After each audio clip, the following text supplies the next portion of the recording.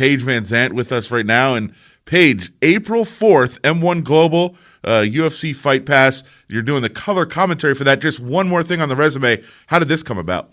The opportunity came up. My management team gave me a call and asked if it was something that I would ever be interested in. And I kind of jumped at the opportunity because, M1, it's a huge organization overseas. And the fact that it's coming over to the U.S. is a really big deal. And to have it on UFC Fight Pass and just to be a part of the whole experience and be the trailblazer for it, it's really exciting. So here's my concern. You're a very nice person. We know that. We've been around you. You're very happy. Are you going to be able to be critical of somebody if there's something that has to be said about someone? Yeah, the way I see it is, commentating fights, you can really just share like what you would do in that moment and what you think they should be doing in there. But it's also knowing that the fighters in the cage, they're doing the best that they can, and they really are in there. It's a fight, and I can only share my knowledge through experience. So it really, it's part of it is being critical, but it's partly just showing, that the experience of my fighting years and to give a little bit of insight to the fans. Shortly after it was announced that you might be fighting, on UFC 236, that you had a broken arm. So I was curious, is this the same arm that kept you out before, or is this a different fracture?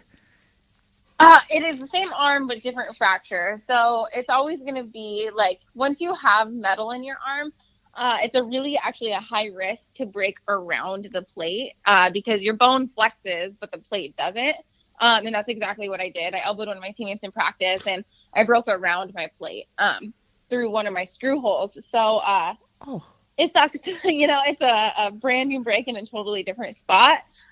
Same arm, just because it's, the arm that has metal in it. But I mean, it happens. It's a part of it. I the one person I try to always consistently look up to through all my injuries is Dominic Cruz, which is, a funny thing to do, but to look at him, he has had so many injuries and just continues to come back and be successful and be, one of the best players in his division. So this one, luckily, I do not need surgery. That was kind of something we were scared of, so don't need surgery, and it actually looks like I'll be ready to start training again and start using my arm in 3 weeks. Sorry, how are you so casual telling that story? If I told that story, it would be, that was the last thing I ever did. There was a screw hole, and I hurt around it again, and now I'm done.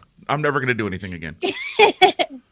Yeah, I mean, it's part of it. It's whatever. A broken arm is, everything heals. And it's just nice. I do have such a love for the sport. I think that once my love for the sport goes away, then maybe these injuries would be a little bit more daunting. But now it's just, frustrating because I want to keep fighting. So just trying to do everything I can to get it healed as fast as possible so I can get back in there.